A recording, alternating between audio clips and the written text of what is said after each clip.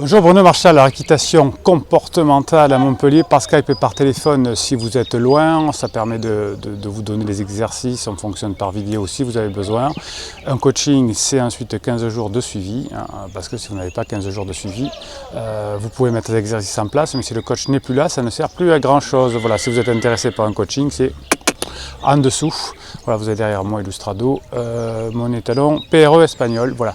Alors aujourd'hui, une question, est-ce qu'on peut parfois laisser gagner son cheval? Alors vous avez sûrement, si vous pratiquez l'équitation, on vous a dit souvent ne laissez jamais gagner votre cheval. Et je regardais une vidéo d'un confrère connu dans l'équitation éthologique qui disait qu'il faut toujours laisser gagner son cheval. Vous voyez qu'en équitation, on peut dire tout et son contraire. Alors moi je vous dis toujours c'est le ni jamais ni toujours, mais en réalité la question est mal posée. Pour les chevaux eux-mêmes ne comprennent pas ce que ça veut dire gagner ou perdre, ça ne veut rien dire pour eux. Pour eux, ils ont besoin de se sentir en confiance. Donc, alors on va remettre tout en place, même pour les personnes qui prétendent être experts à cheval. Donc il y a deux choses, il y a le comportement. Le comportement, ça se travaille en liberté. On rassure le cheval en lui montrant qu'on peut le protéger et qu'il n'a pas à se soucier de l'environnement. Non, le cheval ne doit pas contrôler l'environnement comme je l'ai vu dans cette même vidéo. C'est au leader de le faire dans le troupeau, donc la jument leader, défendue par les étalons. Donc notre job, c'est de pouvoir protéger le cheval. Et donc ça, on lui apprend qu'on est capable de le protéger, c'est-à-dire de faire fuir un prédateur s'il attaque. Donc ça, c'est la partie comportementale qui se fait dans un rond de longe et en liberté.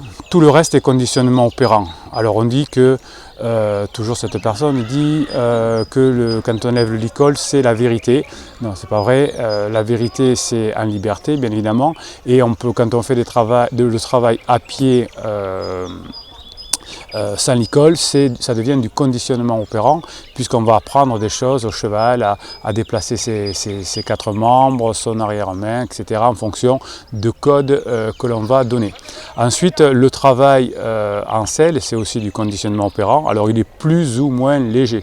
Ça veut dire quoi qu'il est plus ou moins léger? Ça veut dire qu'on va mettre plus ou moins de mains, plus ou moins de jambes, et plus on est léger, plus on peut monter d'abord au licol et puis sans rien. Alors, vous avez bien compris si vous regardez cette vidéo que ces vidéos sur cette chaîne que je ne suis pas partisan de la cordelette, parce que la cordelette c'est pas quelque chose qui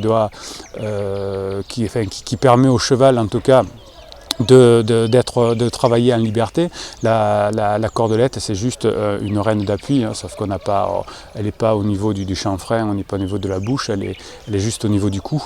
La véritable montée en liberté, c'est sans rien. Et là, effectivement, on n'a pas besoin d'avoir de main, on a très peu d'assiettes et on va fonctionner par des codes, bien évidemment, mais qui peuvent être soit la voix, soit un petit peu les jambes. Alors, beaucoup dans l'équitation éthologique, dont je me suis un peu éloigné parce que j'étais l'un des précurseurs en France en 1999, mais c'est comme c'est devenu uniquement du conditionnement opérant, je m'en suis un peu éloigné, mais il y a quand même beaucoup de bonnes choses, ça nous a fait réfléchir.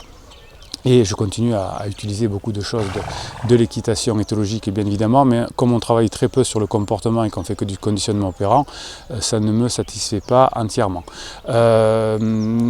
Souvent, mes confrères parlent des mains et dire que l'on utilise des mains, les mains c'est presque comme une faute entre guillemets en disant si on travaille beaucoup avec les mains, ça veut dire qu'on n'a pas une équitation fine. Alors déjà, si on est au licol et qu'on travaille une seule main, bien évidemment, on va être dans une équitation plus fine. Vous savez que le filet sert à contrôler le cheval par la douleur. L'équitation au licol déjà va permettre de travailler en utilisant le bout du nez du cheval, à droite ou à gauche, puisque le cheval suit toujours le bout de son nez. Donc si le cheval suit le bout de son nez, qu'est-ce que ça veut dire? Ça veut dire que si je lui mets le bout du nez à droite, il va engager ses jambes à droite, etc. Donc ce n'est pas une erreur de travailler avec ses mains, c'est plutôt une erreur effectivement de les travailler le long du corps, de serrer la bouche du cheval en ayant des mouvements symétriques, mais travailler avec les mains, c'est pas incompatible, au contraire. Travailler avec ses jambes, alors d'où ça vient travailler avec ses jambes? Ça vient de l'équitation militaire, puisque les soldats avaient des armes dans les mains.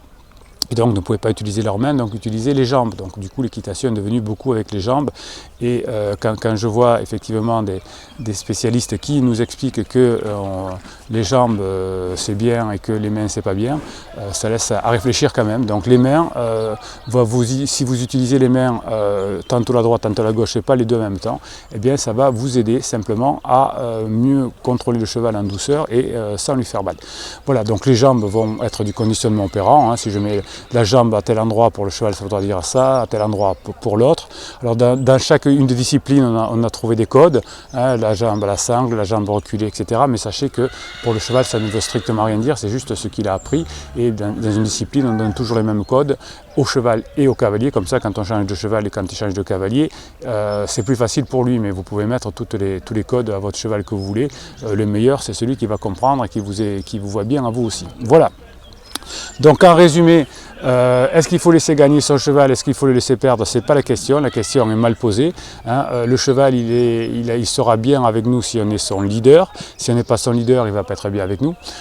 Donc ce n'est pas une question de gagner ou de perdre, hein. Ça n'existe pas dans le cheval. Et gagner ou perdre, si ça existait, ça ne se ferait pas en selle, ça se ferait en liberté pour montrer au cheval que finalement, il peut être rassuré. Tout le reste est du conditionnement opérant pour apprendre des choses, notamment la sécurité au cheval, hein, l'arrêt d'urgence, des choses comme ça. Tout ça, ce conditionnement opérant ne peut pas servir à modifier le comportement du cheval. Hein. Je prends souvent l'exemple, si vous avez un mauvais conducteur, c'est pas en réglant mieux le moteur que le conducteur sera meilleur. Hein. Il sera meilleur s'il a une meilleure éducation et une meilleure formation.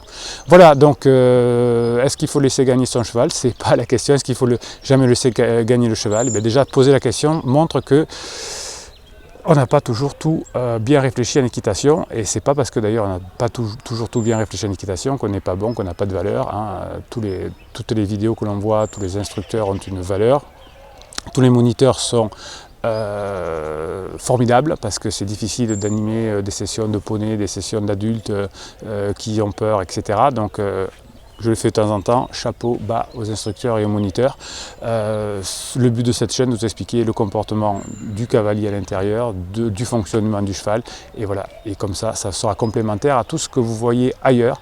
Et regardez aussi les vidéos de mes confrères, c'est toujours très intéressant. Voilà, si vous voulez vous abonner pour comprendre le fonctionnement du cheval, cliquez sur la petite cloche qui est en haut. Oui, la cloche elle est là, ah non ça c'est moi. Ça vous permettra de voir des notifications particulières aux abonnés. Qu'est-ce que je vais faire? Posez vos questions, là j'y réponds. Pour le coaching, c'est le lien dessous. Qu'est-ce que je voulais dire encore? Partagez cette vidéo et je vous dis à très bientôt.